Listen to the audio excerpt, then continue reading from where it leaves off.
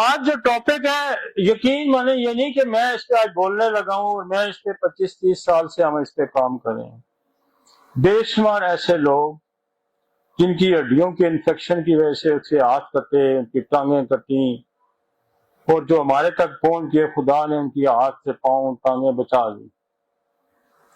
और होम्योपैथी की इतनी गहरी दस्तरस है इस पे, जो ऑस्टियोमाइलाइटिस है, जो हड्डियों का इन्फेक्शन है, और ये हमारा स्ट्रक्चरल इन्फेक्शन है। किसी भी घर बनता है तो उसका स्ट्रक्चर होता है, ईंटों से बनता है, जैसे एक मजबूत स्ट्रक्चर होगा तो उसकी, इसी तरह इंसानी जिस्म के अंदर सबसे आम हिस्सा जो है बाकी आर्गनों से अलावा उसकी बॉडी का स्ट्रक्चर है, कि अगर उसके स्ट्रक्चर पे जब आंच आ जाएगी, उससे स्ट्रक्चर जब तबाह हो जाएगा तो उसका चलना फिरना महदूद हो। लोगों को रीढ़ की हड्डी का दर्द हो जाता है, सर्वाइकल पेन हो जाता है, sciatica जो मैं पहले डिस्कस कर चुका हूँ।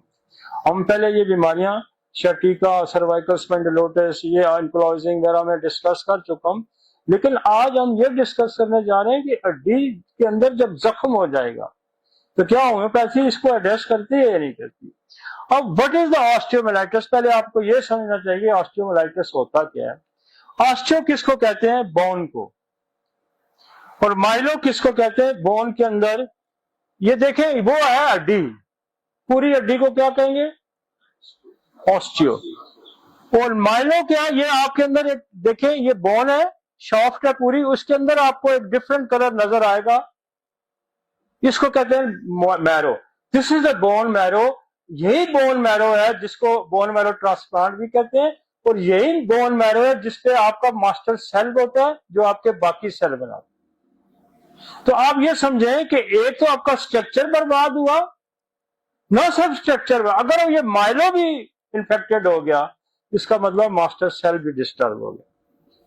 तो ये इस लिहाज से बहुत आम टॉपिक है कि आपका स्ट्रक्चर प्लस आपका बोन मैरो, जो मैरो उसके अंदर वो गूदा, जिसको मैं बेसिकली ये गूदा है जिसको बोन मैरो ट्रांसप्लांट किया जाता है, और इसी के मास्टर सेल इसके अंदर, इसी के अंदर सारे सेल बनते हैं। बॉडी के जितने सेल हैं आपके, WBC, RBC, जितने बाकी भी आपके और भी जितने सेल हैं, उसकी मैन्युफैक्चरिंग बोन मैरो में।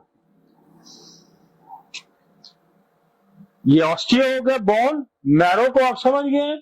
और ये जो मैरो ज्यादातर लंबी हड्डियों में या खास खास हड्डियों में ये पाया जाता है, और ये उसने जो शाफ्ट दी हुई है, इस शाफ्ट के अंदर ये उसने ये कलर दे के दिखाया होगा, this is the bone marrow, ये गोदा है। अब आइटस क्या हो गया? इसके अंदर, बोन के अंदर या मैरो के अंदर, दोनों के अंदर इन्फ्लेमेशन को क्या कहेंगे? Osteomyelitis. Osteomyelitis, osteo bone, myelo and itis, ये तीन लफ्ज मिलके बनेंगे ऑस्टियोमाइलाइटिस। समझ आ गई जी? Osteomyelitis, infection of bone and bone marrow. Definition इसकी क्या है? इससे सिंपल है। कोई मतलब ऑस्टियोमाइलाइटिस अब आ गया तो जरा थोड़ा सा मुश्किल नहीं हो गया ना। हम ये भी कह सकते हैं कि बोन का इन्फेक्शन है, लेकिन मेडिकल लैंग्वेज ऐसी है कि आप कम्युनिकेट करते हैं डॉक्टर से doctor, doctor to patient, and आप जब भी कोई किसी भी फोरम पे बात करते हैं, आप मेडिकल लैंग्वेज यूज करते हैं, तो हम इसको कहेंगे ऑस्टियोमाइलाइटिस। हम जो भी कह सकते हैं कि बोन का इन्फेक्शन, बोन के अंदर इन्फ्लेमेशन होगी, कुछ होगा, लेकिन इसकी एक टर्मिनोलॉजी जब बोलते हैं तो एक लफ्ज बोलने के पीछे पूरी बीमारी आ गई।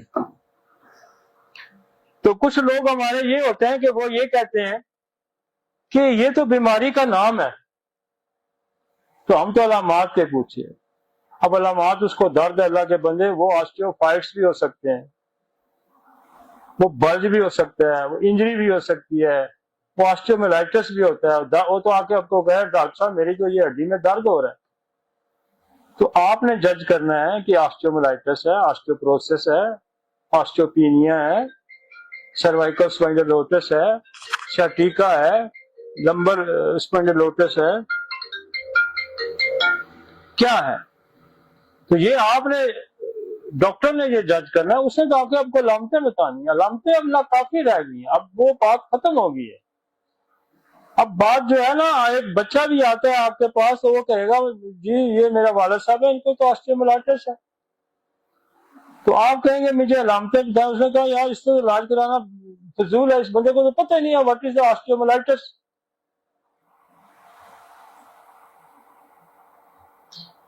यूजुअली बैक्टीरियल होता है, अक्सर ये बैक्टीरिया की वजह से होता है, और ये दो सूरतों में होता है, एक्यूट भी हो सकता है और फिर क्रॉनिक भी हो सकता है। एक्यूट का मतलब ताजा ताजा है, क्रॉनिक बहुत पुराना हो गया। हमारे पास 20-30 साल के भी लोग आए हैं जिनको ऑस्टियोमाइलाइटिस है, 20 साल हो गए, 30 साल हो गए, 10 साल हो गए, 5 साल हो गए, जो ऑस्टियोमाइलाइटिस का शिकार हैं। may involve cortex, medulla and periosteum। अब ये वो कहता है कि ये इन्वॉल्व हो सकता है पेरियोस्टियम, जो बाहर वाली लेयर है जो स्किन के साथ अटैच होती है, और कॉर्टेक्स उसके अंदर वाली लेयर है, और मेडुला बिल्कुल अंदर वाला। तो ये कहता है कि ये तीनों चीजें जो इसकी लेयर्स हैं ये इसके अंदर इन्वॉल्व हो सकती हैं। आप किसी एक, जैसे हम हार्ट का चैप्टर हम पढ़ रहे थे तो क्या था, पेरिकार्डियाटिस, कार्डियाटिस और जो इंडोकार्डियाटिस, तो वो उसकी भी 3 लेयर थी। तो मोस्टली खुदा ने बहुत जगह पे 3-3 लेयर्स रखी हुई है। तो ये उन तीनों लेयर्स का जिक्र कर रहा है कि इन तीनों लेयर के अंदर कोई भी इंफेक्शन हो जाता है तो उसको हम ऑस्टियोमाइलाइटिस कहते हैं। ठीक हो गया जी।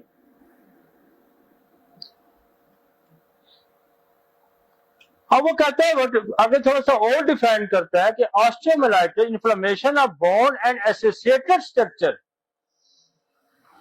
अब बाद दफा जब कंपाउंड फ्रैक्चर होता है, जिसको हम कहते हैं कंपाउंड फ्रैक्चर, उसमें क्या होता है, हड्डी भी इन्वॉल्व होगी, मसल भी इन्वॉल्व हो गया, नर्व भी इन्वॉल्व हो गया, तो उसको हम कहते हैं कि जी कंपाउंड फ्रैक्चर हो गया। अब ये जो कहता है कि ये एसोसिएटेड, इस स्ट्रक्चर के साथ जो भी चीज जुड़ी होगी उसको हम ऑस्टियोमाइलाइटिस काउंट करें। अब इसमें होता यह है कि पहले स्किन ही रैप्चर होती है, स्किन जब रैप्चर हो जाती है तो फिर वो कुछ अर्सा इन्फेक्शन रह गई बोन के अंदर चला जाता है। इसके हम आगे इसके फैलने के तरीके भी पढ़ेंगे कि ये फैलता कैसे है।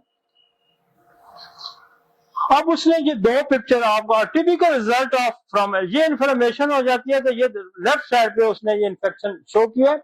अब ये देखें कि एक्यूट उसने ये पिक्चर दिखाई है, ये हड्डी का देखें गूदा है और गूदे के अंदर इन्फेक्शन हो गया, 2 स्पॉट उसने रेड कलर के दिखाए हैं आपको, ये एक्यूट है। अब ये आगे क्रॉनिक देता है कि जब 1 महीने से ज्यादा इन्फेक्शन हो रहे तो उसको हम कहेंगे क्रॉनिक चला, मोर देन 1 मंथ। अब उसको देखें कि उस जो वुंड्स है, उसका जो जख्म है, उसके और इसके जख्म के अंदर फर्क आ गया, इसके अंदर लेयर और बननी शुरू होगी और ये डीप चला गया। ठीक है जी, इस हद तक तो आसान हो गया ऑस्टियोमाइलाइटिस।